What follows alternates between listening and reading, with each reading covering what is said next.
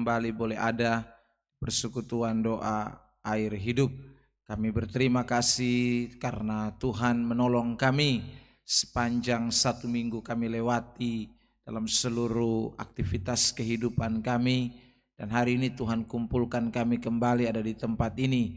Kami sudah memuliakan nama-Mu Tuhan. Dan telah tiba saatnya untuk kami akan belajar firman Allah. Sebelum kami akan mempelajari bagian demi bagian daripada apa yang Tuhan kehendaki untuk kami pelajari, Tuhan kami mohon kuasa Roh Kudus ambil bagian atas seluruh kehidupan kami. Curahkan hikmat, pengertian, kuat kuasa urapan, sehingga setiap kebenaran pengajaran yang disampaikan kepada kami tidak berlalu begitu saja. Baik hamba yang diizinkan Tuhan untuk berbicara, juga Tuhan pakai sehingga apa yang Tuhan pesankan, apa yang Tuhan kehendaki itu yang hamba-Mu juga nyatakan. Terima kasih Bapa, oleh firman itu iman kami diberi pertumbuhan dengan lebih baik. Karena Engkau minta kepada kami, tambahkanlah iman itu kebajikan dan kebajikan itu pengetahuan. Dan hari ini Tuhan, kami rindu pengetahuan itu menjadi bagian dalam hidup kami juga. Terima kasih Tuhan Yesus, berbicaralah. Kami serahkan jalannya jam pemberitaan dari awal, pertengahan sampai akhir. Biar boleh jadi hanya di dalam nama Tuhan Yesus Kristus. Semua kita yang siap dengar firman bersama-sama kita berkata, amin. Baik, shalom. Kita bersyukur karena atas kemurahan Tuhan kita semua hadir pada kesempatan ini. Dan ini merupakan pertemuan kita yang ke-11 dari pembahasan mengenai Kristologi. Bapak Ibu Saudara sekalian yang terkasih di dalam Tuhan, mungkin bagi Bapak Ibu Saudara yang tidak mengikuti secara berurutan bisa mungkin akan mengikutinya lewat YouTube, channel YouTube dari Air Hidup. Karena apa yang saya sampaikan ini semuanya ditayangkan di channel YouTube Air Hidup. Baik, saudara yang terkasih, kembali saya mengingatkan kepada kita bagian-bagian yang sedang menjadi sorotan kita, baik yang sudah dibahas bahkan juga yang belum dibahas, yaitu antara lain yang pertama kita sudah mempelajari tentang keilahian dari Yesus Kristus. Lalu yang kedua kita sudah mempelajari tentang kemanusiaan dari Yesus Kristus. Yang ketiga kita sedang mempelajari tentang karya-karya Yesus Kristus. Dan nanti yang terakhir kita akan mempelajari tentang Kristus dalam kehidupan orang percaya. Bapak Ibu Saudara yang terkasih di dalam Tuhan, kita masih ada di bagian yang ketiga dari pembahasan kita ini, yaitu mengenai karya Yesus Kristus. Nah, adapun beberapa hal yang kita soroti dari karya Yesus Kristus. Yang pertama adalah kita menyoroti mengenai inkarnasinya. Lalu yang kedua kita menyoroti mengenai pengajaran dan mujizat-mujizat yang dilakukan. Yang ketiga kita mempelajari tentang penderitaan dan kematiannya. Lalu yang keempat kita mempelajari tentang kebangkitannya yang baru saja kita rayakan itu. Lalu kemudian yang kelima, hari ini kita akan mempelajari karya Yesus dalam kenaikan dan perantaraannya. Lalu yang terakhir, yang keenam, karya Yesus dalam pengudusan umatnya. Lalu yang ketujuh, karya Yesus dalam kedatangannya kembali. Nah, Bapak Ibu Saudara yang terkasih, mari kita akan lihat bagian mengenai karya Yesus dalam kenaikan dan perantaraan. Ini ada dua bagian yang akan menjadi sorotan kita. Bagian yang pertama adalah mengenai karya Yesus tentang kenaikannya. Lalu bagian yang kedua adalah karya Yesus sebagai perantara. Untuk kenaikannya saya tidak bahas hari ini. Saudara yang terkasih, nanti next time dalam 2 minggu ke depan baru kita akan menyoroti tentang kenaikan Yesus. Saya lebih dulu akan menyoroti tentang Kristus dalam posisinya atau tugasnya sebagai perantara. Baik, Bapak Ibu Saudara yang terkasih di dalam Tuhan, ayat yang menjadi pembuka bagi kita yaitu dalam kitab Ibrani pasal 7 ayat yang ke-25. Mari kita baca teks ini bersama-sama dalam hitungan 3. 1, 2, 3. Karena itu ia sanggup juga menyelamatkan dengan sempurna semua orang yang oleh Dia datang kepada Allah sebab ia hidup senantiasa untuk menjadi pengantara mereka. Saudara, kata pengantara di bagian akhir dari kalimat ini menarik untuk kita sama-sama perhatikan. Dari kata entiksanei dalam bahasa Yunani yang artinya memohon, mengajukan permohonan, bersafaat, berbicara untuk kepentingan orang lain. Jadi, saudara yang terkasih, maksud kalimat atau karya Yesus sebagai perantara, jadi setelah dia mati, dia bangkit, lalu dia naik ke sorga, maka dia diberi tugas ilahi sebagai perantara saudara dan saya. Dia menjadi perantara kita. Ini terlihat dari Ibrani pasal 7 ayat 25 ini, dan juga dari kitab Roma pasal 8 ayat yang ke-34. Ini 2 ayat yang berbicara tentang Kristus Yesus sebagai perantara. Nah, tadi kita sudah membaca bahwa kata perantara atau kata pembela itu 2 kata yang sama, yang dipakai adalah kata entiksanei, sama-sama dipakai kata itu, yang artinya bahwa dia itu memohonkan atau mengajukan permohonan atau bersafaat. Saudara yang terkasih di dalam Tuhan, ya, dia bersafaat, dia menyatakan kepentingan gerejanya. Dia menyatakan kepentingan saudara dan saya. Jadi ini luar biasa, Bapak Ibu Saudara yang terkasih di dalam Tuhan. Kenapa saya katakan ini luar biasa?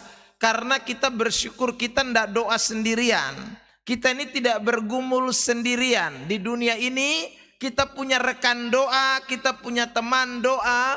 Tetapi saudara yang terkasih di dalam Tuhan, ada satu perantara agung bagi kita yang namanya Yesus Kristus. Dia satu-satunya. Tidak ada perantara yang lain.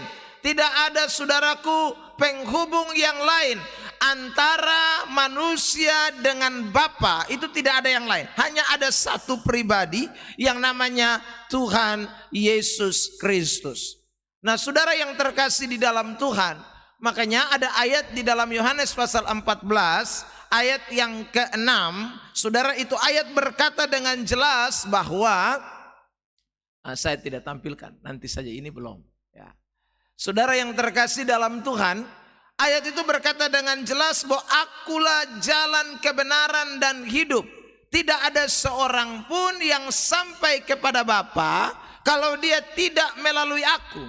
Ini kalimat jelas sekali menunjukkan kepada kita bahwa benar Yesus adalah satu-satunya perantara. Makanya kita boleh mempunyai rekan doa di dunia, tapi kita tidak punya perantara doa di dunia ini selain satu yang namanya Yesus Kristus. Ini perlu diingat baik-baik ya.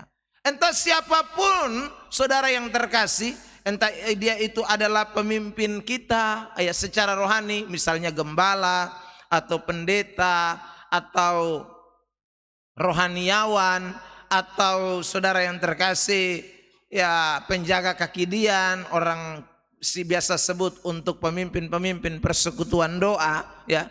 Tetapi sekali lagi mereka bukan perantara. Jadi kita jangan datang lalu tumpahkan kita puisi hati semua, lalu seolah-olah dia yang dekat dengan Tuhan Allah, lalu kita ini jauh, sehingga kita rasa bahwa hanya karena dia doa saya dijawab. Tidak bisa, saudara yang terkasih. Justru yang kita minta ini juga, dia juga menyampaikan kepada satu pribadi yang namanya Yesus Kristus. Dia tidak bisa langsung kepada Bapa. Dia tidak punya, saudaraku, kuasa seperti Yesus Kristus itu. Makanya karya Yesus sebagai perantara ini penting untuk kita. Termasuk pemahaman di luar sana yang mengatakan bahwa Bunda Maria juga sebagai perantara, itu jelas salah, ya. Lalu kemudian saudara yang terkasih, dalam iman Kristen kita menganggap itu keliru, ya. Terserah mereka mau percaya, ya itu urusannya mereka. Tapi kita dalam pandangan kita bahwa tidak ada perantara lain. Saudara yang terkasih, hanya ada satu perantara yang namanya Yesus Kristus. Atau perantara yang kedua misalnya saudara siapa lagi yang menganggap orang-orang kudus sebagai perantara, itu juga tidak bisa, saudara. Perantara satu-satunya yang bisa memohonkan doa kepada Bapa di sorga, yang bersyafaat, yang berbicara kepada Bapa untuk kepentingan saudara dan saya, itu hanya satu pribadi, dan pribadi itu adalah Yesus Kristus. Perhatikan saudara yang terkasih dalam Tuhan. Nah, untuk siapakah Yesus berdoa? Ini yang kita mau soroti. Yang kita lihat, saudaraku, untuk kita, ya jelas, untuk kita dia berdoa, untuk kita, ya. Jadi ini jelas. Kita bisa melihat ayat dalam Yohanes pasal 17 ayat 9. Ya, Yohanes pasal 17 ayat 9. Mari kita baca ayat ini. Yohanes pasal 17 ayat 9. 1, 2, 3.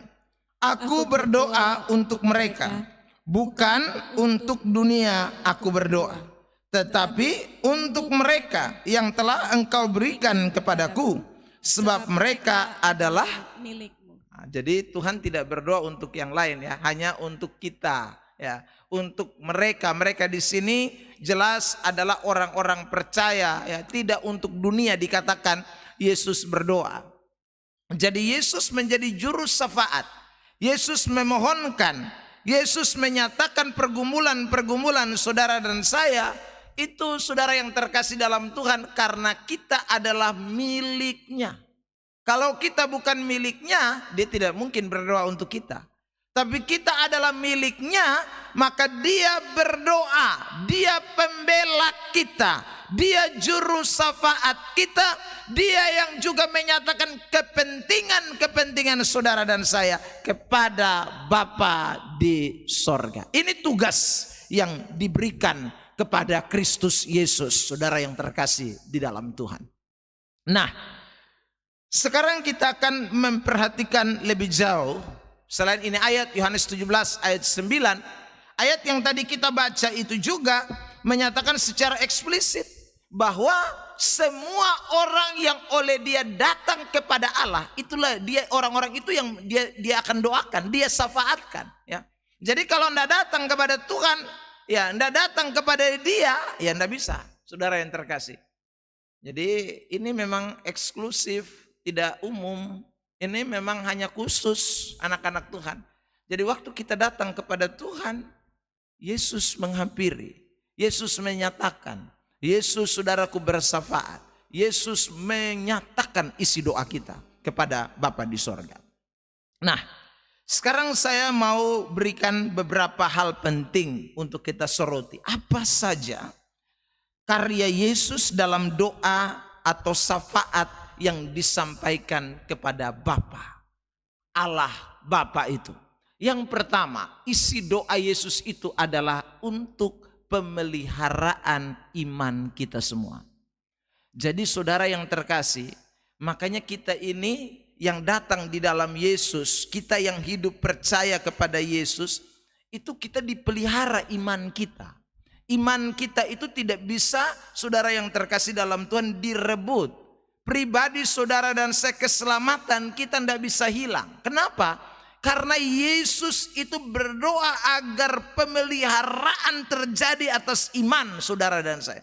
Jadi waktu kita datang kepada Kristus, waktu kita percaya kepada Yesus, kita punya perantara yang mendoakan kita, bukan hanya masalah kepentingan jasmani, tetapi lebih daripada itu, persoalan kepentingan rohani, pemeliharaan iman kita itu diperhatikan, dijaga oleh Bapa karena Kristus memintanya. Perhatikan Yohanes 17 ayat yang ke-11. Ya, kita baca ayat ini ya. Yohanes pasal 17 ayat yang ke-11. 1, 2, 3. Dan aku tidak ada lagi di dalam dunia, tetapi mereka masih ada di dalam dunia, dan aku datang kepadamu. Ya Bapa yang kudus, peliharalah mereka dalam namamu, yaitu namamu yang telah Engkau berikan kepadaku, supaya mereka menjadi satu sama seperti kita. Peliharalah mereka dalam namamu. Itu siapa yang minta? Yesus. Ya. Aku tidak ada lagi di dalam dunia, Yesus bilang. Tetapi mereka masih ada di dalam dunia. Mereka itu siapa? Kita ini, orang-orang percaya. Ebenezer masih ada di dalam dunia. Kakak Teddy masih ada di dalam dunia. Ya, saudara yang terkasih. Siapa lagi? Kita semuanya masih ada dalam dunia. Nah, siapa yang pelihara kita di dalam dunia? Siapa yang jaga kita ada di dalam dunia? Kata pelihara di sana, saudara yang terkasih, dalam bahasa Yunani ditampilkan, itu dipakai kata terezon. Terezon itu artinya melindungi, menjaga, mengawasi, mempertahankan. Siapa yang mau melindungi saya di dunia ini? Siapa yang mau menjaga saya di dunia ini? Siapa yang mau mengawasi saya di dunia ini? Siapa yang mau pertahankan saya di dunia ini? Saudara yang terkasih dalam Tuhan, tidak mungkin anjing pelacak kita di rumah.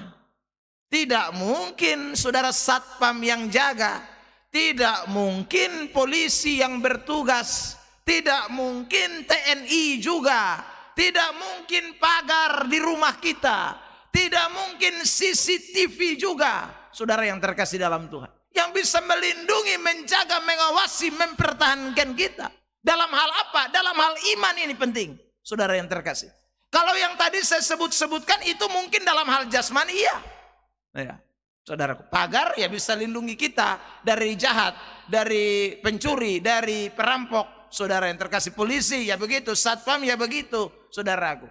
Tetapi kalau masalah iman, masalah kepercayaan kita, masalah saudaraku bagaimana kesetiaan kita kepada Allah, ini tidak mungkin, saudara yang terkasih dalam Tuhan.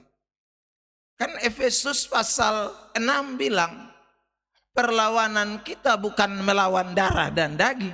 Itu persoalannya. Tapi kita melawan penguasa-penguasa, roh-roh jahat, ya, penghulu-penghulu dunia yang gelap ini. Nah, kalau kita melawannya begitu, teresonnya bagaimana? Penjagaannya bagaimana? Perlindungannya bagaimana? Pengawasannya bagaimana?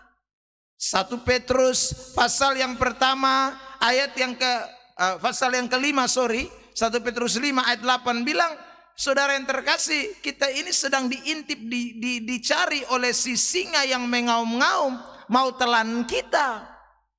Wahyu pasal 12 ayat 12 bilang bahwa iblis sudah dilemparkan ke bawah, sehingga dengan geramnya yang sangat dahsyat mau menghancurkan kita.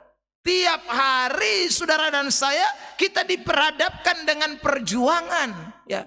Nah, siapa yang bisa pertahankan kita? Siapa yang bisa melindungi kita dari si singa, si ular tua, si iblis, naga itu? Siapa yang bisa menjaga kita, mengawasi dan mempertahankan kita? Kalau bukan satu pribadi yang maha kuasa itu, Allah pencipta langit dan bumi itu, dialah yang mampu mengkafir saudara dan saya. Ada amin? Ya. Makanya Ayub itu dikafir oleh Allah kan? Dijaga oleh Allah. anak-anak Tuhan. Jadi ini penting sekali untuk kita sama-sama syukuri. Makanya kita bisa hari ini tetap Kristen itu sebenarnya bukan karena kita. Kita masih bisa setia melayani Tuhan, rajin ibadah, masih berdoa, iman kita tambah bagus. Itu sebenarnya bukan karena kita, tapi karena Yesus sedang berdoa untuk kita. Pelihara, lindungi, tereson, ya, jaga mereka. Lihat ayat 15 ini, perhatikan. Saudara yang terkasih dalam Tuhan. Yohanes 17 ayat yang ke-15. 1, 2, 3. Aku tidak minta supaya engkau mengambil mereka dari dunia, tetapi supaya engkau melindungi mereka daripada siapa? Yang jahat. Kan minta supaya lindungi kita dari yang jahat. Siapa yang dimaksud yang jahat ini? Klik, saudara. Melindungi dari serangan setan. Jadi saudara yang terkasih dalam Tuhan, kita bisa menang terhadap peperangan-peperangan iman itu bukan karena kita. Ya. Kalau kita membaca jemaat Pergamus, kalau saya tidak salah dalam kitab Wahyu, itu ada di tahta iblis tuh. Ya. Tapi mereka bisa menang di tahta iblis. Mereka bisa, saudaraku yang terkasih, lolos. Itu kenapa ya? Karena ini Yohanes 17 ini. Karena ada satu perantara. Kadang-kadang kita ini kan lupa berdoa. Saudara yang terkasih, untuk diri kita sendiri. Tapi Yesus tidak pernah lupa. Semua yang adalah miliknya, semua yang datang kepadanya, dia sudah janji. Saudara, dia akan minta kepada Bapa. Aku tidak bersama-sama dengan mereka lagi di dunia, tetapi aku minta supaya engkau melindungi mereka daripada yang jahat. Beri tepuk tangan dulu yang terbaik buat Tuhan Yesus. Makanya Bapak Ibu, saudara sekalian yang terkasih di dalam Tuhan, jangan takut ya. Meskipun kita mungkin tinggal di daerah yang orang bilang penuh dengan mistik, serangan iblis, ya, kuasa jahat. Saudara yang terkasih dalam Tuhan, tidak perlu takut karena perlindungan kita sekali lagi bukan dari diri kita sendiri. Yang menjaga kita bukan diri kita sendiri. Karena itu saudara juga tidak perlu takut imanmu akan hilang, tidak mungkin. Yohanes 10 ayat 28-29 bilang sama kita, kita tidak bisa direbut oleh siapapun. Kita aman di dalam tangan Tuhan. Kita dijaga, tidak ada seorang pun yang bisa merebut. Semuanya saudara dan saya milik Tuhan itu dilindungi Tuhan, dipelihara Tuhan, dijaga, dipertahankan Tuhan. Tidak bisa ada yang datang rampas kita, anak-anak Tuhan. Itulah sebabnya sekali lagi, kenapa itu bisa terjadi hanya sekali lagi, karena ada satu perantara yang bersyafaat untuk kepentingan saudara dan saya. Ada amin? Ya, kalau tanpa dia mustahil kita bisa ada sampai hari ini. Ya, ini mustahil. Karena sekali lagi kita ini kadang-kadang tidak mungkin bisa bersyafaat sampai sedetail-detailnya. Tidak bisa kita. Kadang-kadang kita doa-doa, separuh kita ingat, separuh kita lupa buang. Ya, saudaraku, tetapi Yesus tahu persis dia akan berdoa untuk saudara dan saya agar perlindungannya tetap untuk selama-lamanya. Saudara, selain tereson itu berarti melindungi dari serangan setan. Ya, yang kedua, 2 Timotius pasal 1 ayat 12. Ini juga dipakai kata tereson dalam kata memelihara. Perhatikan, klik. 2 Timotius 1 ayat 12 dalam hitungan 3. 1, 2, 3. Itulah sebabnya aku menderita semuanya ini, tetapi aku tidak malu karena aku tahu kepada siapa aku percaya dan aku yakin bahwa dia berkuasa memeliharakan apa yang telah dipercayakannya kepadaku hingga pada hari Tuhan. Nah, kata ini sama nih, memelihara ini dipakai kata tereson itu. Jadi rupanya saudara yang terkasih, apa yang Tuhan percayakan kepada kita itu dipelihara oleh Tuhan. Ya. Saudara, jadi apa yang Tuhan percayakan kepada kita, saya ulang lagi, itu dipelihara oleh Tuhan. Anak-anak Tuhan. Makanya kalau Tuhan kasih kepercayaan kita iman, Tuhan mempercayakan kepada saudara kasih karunia apapun itu yang pelihara bukan kita, yang jaga bukan kita saja, tetapi itu mutlak adalah pemeliharaan Tuhan. Ini saudara yang terkasih dalam Tuhan. Jadi selain dia melindungi kita dari serangan, dia menjaga hal-hal yang dipercayakan kepada saudara dan saya. Ada banyak hal yang Tuhan percayakan kepada kita, saudara yang terkasih di dalam Tuhan. Dan masing-masing kita mungkin kepercayaan yang diberikan beda-beda. Talenta yang Tuhan berikan itu beda-beda. Karunia yang Tuhan berikan itu beda-beda. Saudara bisa baca di bagian-bagian firman Tuhan, misalnya Roma 12, 1 Korintus 12 ya. Itu kan kita menemukan kasih-kasih karunia yang Allah berikan, Allah karuniakan kepada kita. Saudara, semua itu dipercayakan dan dijaga oleh Allah. Allah memeliharanya dan menjaganya, anak-anak Tuhan. Saya beri contoh ya, saudara yang terkasih dalam Tuhan. Pendeta Stephen Tong. Itu umurnya sudah lanjut sekali itu, saudara. Waduh, 80-an lebih ya. Ya, saudara yang terkasih dalam Tuhan. Tapi kalau saya lihat dia khotbah, itu seperti orang belum lupa ingatan itu, ya saudara. Kadang-kadang kita lihat orang yang saudaraku, ya tidak di dalam Tuhan itu gampang sekali begitu, itu sudah pikun-pikun tuh. Tapi kalau Tuhan percayakan sesuatu, saya ingin ingatkan ini. Tuhan kan percayakan sesuatu kepada beliau untuk menyatakan kebenaran. Maka itu Tuhan jaga sekali dalam dirinya. Saudara yang terkasih, Tuhan pakai itu sebagai kasih karunia yang Allah percayakan dalam dirinya untuk menyatakan sesuatu kepada dunia ini. Maka umur bisa lanjut, kekuatannya pasti sudah menurun, saudara yang terkasih, secara fisik. Ya. Tetapi kepercayaan Tuhan itu tidak hilang. Itu masih benar-benar luar biasa. Dan itu saya lihat bukan hanya pada pendeta Stephen Tong, tapi ada beberapa hamba Tuhan yang lain, saudara yang terkasih. Ya. Saya pernah juga melihat seorang pendeta di Jakarta, ya. Itu pendeta dari gereja Pantekosta, saudara. Itu umur 90-an. Ya, baru meninggal. 96 apa, saudara. Tapi di usia-usia yang semacam itu, 70, 80, 90, dia masih berkhotbah dengan baik sekali. Ya, saudara. Dan saya tahu itu berarti ini hanya kepercayaan yang Tuhan anugerahkan. Makanya Tuhan jaga benar-benar. Tuhan, saudaraku, pelihara apa yang dia berikan kepada gerejanya. Untuk jadi berkat, untuk jadi kesaksian, untuk menolong banyak orang, anak-anak Tuhan. Jadi, saudara, sekali lagi kita sekali bersyukur ini. Kita kadang-kadang berusaha untuk berdoa, untuk menjaga sesuatu yang ada dalam diri kita. Tapi saya ulang, kita terlampau terbatas. Kita terlampau sangat terbatas, tapi Tuhan tidak terbatas. Dia bersyafaat memohonkan kepada Tuhan supaya saudara dan saya dipelihara, dilindungi. Yang pertama dari yang jahat, yang kedua kasih karunia, kepercayaan-kepercayaan yang diberikan kepada kita agar tetap terjaga dengan baik. Yang ketiga, perhatikan Wahyu pasal 3 ayat 10. Saudara yang terkasih dalam Tuhan. Wahyu pasal 3 ayat 10. Kita baca ayat ini. Ya. 1, 2, 3. Karena engkau menuruti firman-Ku untuk tekun menantikan aku, maka aku pun akan melindungi engkau dari hari pencobaan yang akan datang atas seluruh dunia untuk mencobai mereka yang diam di bumi. Perhatikan kata melindungi di sana itu dipakai kata sama itu, terezon. Ya.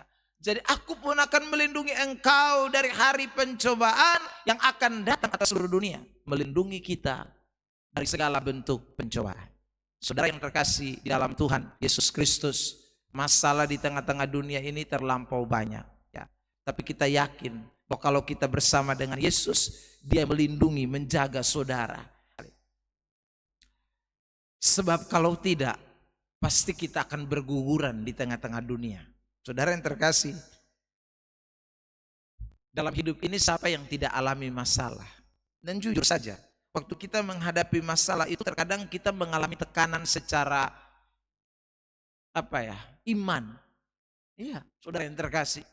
Itu ada pikir untuk mundur, pikir untuk tidak setia, pikir untuk tidak mau melayani, itu kadang-kadang bisa muncul ketika kita ada dalam persoalan, masalah hidup. Ya. Tapi kita bersyukur ya, Tuhan itu melindungi kita. Waktu kita menghadapi persoalan-persoalan itu, Tuhan melindungi, Dia jaga kita. Sehingga mungkin kita hampir mundur, tapi kita tidak sampai mundur. Kita hampir jatuh, tapi tidak sampai terjatuh. Kita hampir, saudaraku, mungkin berpaling, tetapi kita tidak sampai berpaling. Itu sekali lagi, karena Tuhan yang memberikan penopangannya, perlindungannya bagi kita. Saya teringat satu ayat dalam kitab Ibrani, pasal 10, ayat yang ke-37 sampai dengan ayat 39. Ya, kalau saya tidak salah, itu ayat bilang begini, saudaraku. Orangku yang benar itu tidak akan mundur. Ya. Orangku yang beriman, yang percaya yang benar itu tidak akan mundur. Tetapi mereka yang sekali lagi mundur itu adalah mereka yang tidak beriman. Ya. Makanya saudara yang terkasih dalam Tuhan, kita yang ada di dalam Kristus, kenapa kau tidak mundur? Masalahnya sama, tantangannya sama, pencobaannya sama, kita tetap eksis, kita tetap bertahan. Itu bukan karena kita, tapi ada satu kekuatan lain, kuasa Allah yang bekerja, karena ada perantara agung yang tidak pernah berhenti memohon, mendoakan, yang bersyafaat untuk saudara dan saya. Ada amin? Bilang samping kiri kanan, berterima kasihlah kepada Yesus. Makanya mintalah segala sesuatu di dalam nama Tuhan Yesus Kristus.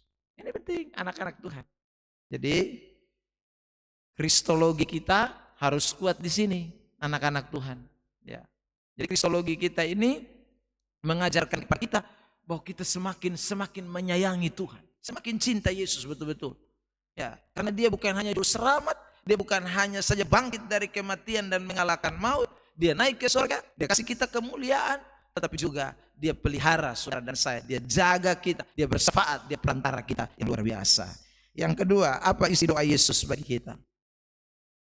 Mari kita lihat saudara yang terkasih di dalam Tuhan. Yohanes pasal 17 ayat 17. Ya. Doa Yesus yang kedua itu adalah tentang pengudusan kita. Ayat 17 kita baca bersama-sama jemaat Tuhan. 1, 2, 3. Kuduskanlah mereka dalam kebenaran, firman-Mu adalah kebenaran. Kuduskanlah mereka dalam kebenaran, firman-Mu adalah kebenaran. Saudara yang terkasih dalam Tuhan, ini menarik untuk kita sama-sama perhatikan. Sebab belakangan ini, kalau saudara nonton di YouTube, ada seorang romo yang bicara soal kudus. Dan Pak Esra kemudian memberikan tanggapan, klarifikasi, memberikan pandangan, menguraikan tentang kata kudus itu.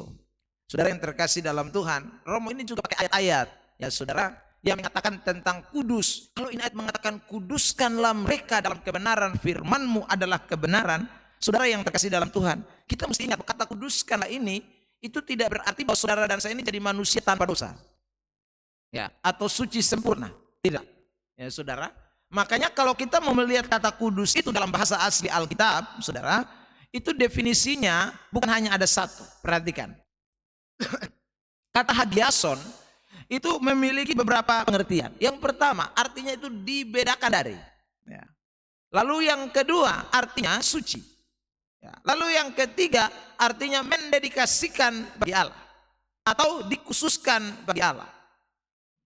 Makanya kalau ada ayat di dalam kitab Yeremia pasal 1 ayat 5 yang mengatakan bahwa Yeremia itu sejak dalam kandungan ibunya sudah dikuduskan, itu tidak berarti bahwa Yeremia itu lahir tanpa dosa. Nah ini mesti ingat baik-baik. Karena saudara yang terkasih dalam Tuhan, diartikan bahwa karena sejak di dalam rahim ibunya dikuduskan, maka kata kudus di sana dalam bahasa Yunaninya hagios, dalam bahasa Ibraninya kados, ya. Itu diartikan cuma satu, suci. Saudara yang terkasih dalam Tuhan, suci. Dilupakan kata dibedakan, dilupakan arti dari kata hagiason itu atau kados itu yang artinya mendedikasikan. Saudara yang terkasih, padahal ingat, kata ini tidak hanya berarti suci. Ya. Maka kalau Alkitab bicara tentang saudara dan saya dikuduskan, ingat baik-baik. Itu tidak berarti kita suci sempurna. Itu akan bertentangan, saudaraku, dengan natur kita yang masih manusia berdosa ini. Jadi kalau begitu, Yesus berdoa supaya kita kudus, itu maksudnya apa? Mari kita lihat, saudara yang terkasih dalam Tuhan. Yang pertama, Roma 15 ayat 16. Bagian ayat ini, Roma 15 ayat 16. Ya, kita baca dalam hitungan 3. 1, 2, 3. Yaitu bahwa aku boleh menjadi pelayan Kristus Yesus bagi bangsa-bangsa bukan Yahudi dalam pelayanan pemberitaan Injil Allah, supaya bangsa-bangsa bukan Yahudi dapat diterima oleh Allah sebagai persembahan yang berkenan kepadanya, yang disucikan oleh Roh Kudus. Perhatikan kata disucikan di sana, itu dipakai hagiason. Jadi untuk apa disucikan? Di situ dikatakan sebagai persembahan yang berkenan kepadanya. Dipisahkan, ini artinya untuk menjadi persembahan bagi Allah. Jadi saudara yang terkasih, kita ini Tuhan mau oleh firman Allah kita dipisahkan, oleh kebenaran kita dipisahkan. Oleh saudaraku, firman Tuhan kita tahu bedakan mana kehendak Allah dan mana bukan. Lalu beri hidup kita untuk kemuliaan bagi nama Tuhan, dipersembahkan bagi Allah. Jadi sekali lagi, bukan mempunyai makna suci, sempurna, tidak mungkin, saudara yang terkasih dalam Tuhan. Tetapi kita dikuduskan, artinya kita dipersiapkan atau dikhususkan, dipisahkan untuk menjadi sesuatu yang berkenan kepada Allah. Makanya ada ayat dalam Roma 12 ayat 1 dan ayat 2. Itu ayat berkata begini, saudara yang terkasih dalam Tuhan, saudara-saudaraku yang kekasih, dibilang begitu, persembahkanlah tubuhmu sebagai persembahan yang hidup, yang kudus, dan yang berkenan kepada Allah. Itu adalah ibadahmu yang sejati. Di ayat 2 dia berkata begini, berubahlah oleh pembaharuan budimu, sehingga engkau dapat membedakan mana kehendak Allah, apa yang baik, apa yang sempurna. Saudaraku, janganlah engkau menjadi serupa dengan dunia. Nah, artinya sekali lagi, bahwa orang-orang yang dikuduskan itu orang-orang yang memisahkan diri anak Tuhan. Kita ini tidak boleh mempersembahkan hidup kita kepada dunia, tapi persembahkanlah hidup kita kepada Allah. Ada amin? Saudara yang terkasih dalam Tuhan. Karena kita ini dipisahkan. Kita dikhususkan. Kados, hagiason, dikeluarkan. Kapan hari saya lihat video dari pendeta Melato tentang Veronica. Kan sekarang lagi viral tuh Veronica, yang Om Strompu Ana itu. Ya, saudara, tapi kalau kita ini anak Tuhan, saudaraku, sebenarnya ini menjadi sebuah sarana untuk kita tahu, oh saya tidak boleh seperti dunia nih, saya dipisahkan. Makanya Pamel menyanyi itu lagu beda kan? Lu kenal Tuhan Yesus kok, ya toh? Dia punya pakai begitu, toh, ya, saudara. Tuhan Yesus yang adalah juru selamatku. Ya, jadi itu bisa jadi bahan penginjilan. Karena kita ini beda dengan dunia. Dunia punya boleh Veronica, kita punya tidak boleh dong. Anak-anak Tuhan mesti beda. Jangan viralkan Veronica yang Om Strompu Ana. Viralkanlah Tuhan Yesus yang adalah putra tunggal Bapa. Amin. Saudara yang terkasih dalam Tuhan. Nah, karena kita ini dipisahkan dari dunia. Kita ini dikhususkan. Itu jelas tuh. Ya. Dalam pelayanan pemberitaan Injil Allah, supaya bangsa-bangsa bukan Yahudi dapat diterima oleh Allah sebagai persembahan yang berkenan kepadanya, yang disucikan oleh Roh Kudus. Jadi dipisahkan.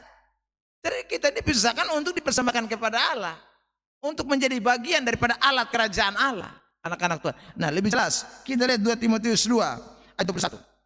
Ini ayat jelas nih, saudara yang terkasih. 2 Timotius 2 ayat 21. 2 Timotius pasal 2 ayat 21. 1, 2, 3. Jika seseorang menyucikan dirinya dari hal-hal yang jahat, ia akan menjadi perabot rumah untuk maksud yang mulia. Ia dipandang layak untuk dipakai tuannya dan disediakan untuk setiap pekerjaan yang mulia. Jadi dikuduskan di sini, sudah lihat jelas, mau dipakai tuannya untuk disediakan setiap pekerjaan yang mulia, bukan pekerjaan yang tidak mulia. Jadi kita dikuduskan dalam kebenaran supaya kita dipakai Tuhan. Kita dikuduskan dalam kebenaran supaya kita menjadi alat Tuhan. Kita dikuduskan oleh Tuhan dalam kebenaran supaya kebenaran-kebenaran Tuhan dinyatakan.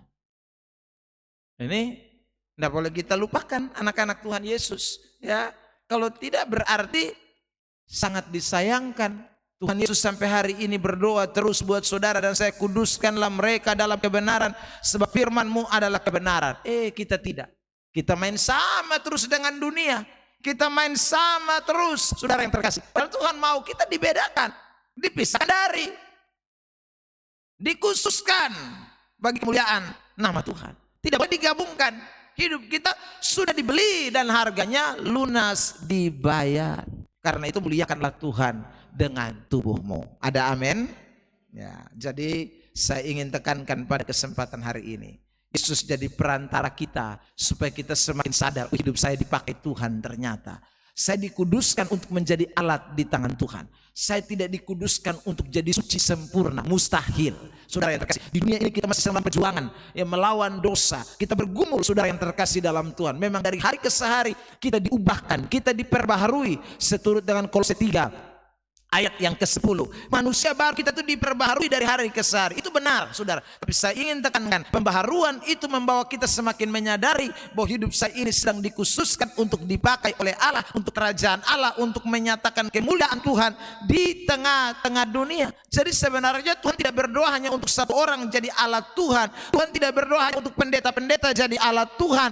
Tuhan tidak hanya berdoa untuk saudara yang terkasih, orang-orang diberi karunia khusus untuk melayani Tuhan. Tidak, tapi dia berdoa kepada semua milik kepunyaannya supaya dikuduskan, dipakai layak, dipakai tuannya untuk dipersembahkan bagi kerajaan Allah, dipakai menjadi alat pemberitaan Injil bagi banyak orang untuk penuaian jiwa, bagi hormat dan kebesaran bagi nama Tuhan. Beri tepuk tangan terbaik buat Tuhan Yesus. Itulah sebabnya jangan lupa ini, ya. Sebab itu semua kita ingat, tiap hari Tuhan berdoa sebelum keluar dari rumah, ingat saya dikuduskan Tuhan. Pergi kantor, pergi tempat kerja, kemana saja saya alat Tuhan yang dikuduskan, dipakai Tuhan untuk menyatakan kemuliaannya. Amin. Ya. Jadi ini penting untuk kita semua pada kesempatan diberkati sore hari ini mengenai karya Yesus sebagai perantara bagi kita.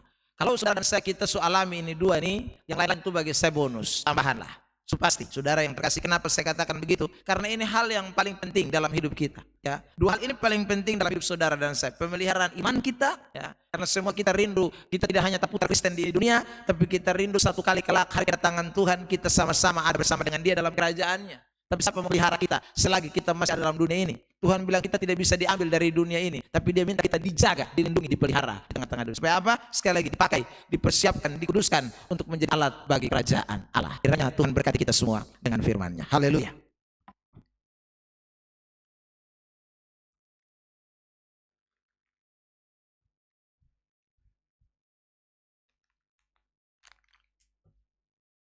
Mari kita mau bersyukur.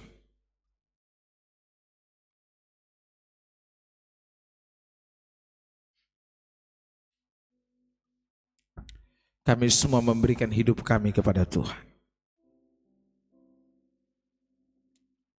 Kami datang kepadamu Yesus, satu-satunya perantara, tidak ada yang lain. Juru syafaat yang memohonkan, menyatakan setiap permohonan kami.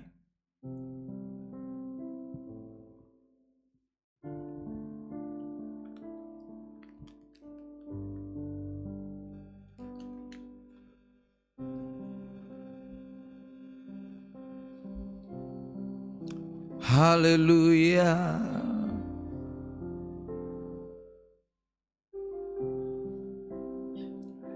Terima kasih Tuhan. Terima kasih Roh Kudus. Saat berdoa, Tuhan bekerja. Tuhan mendengarkan anaknya. Doa melakukan yang tak mungkin bagiku. Doa membukakan tingkap langit bagiku. Sekali lagi, saat berdoa, saat berdoa,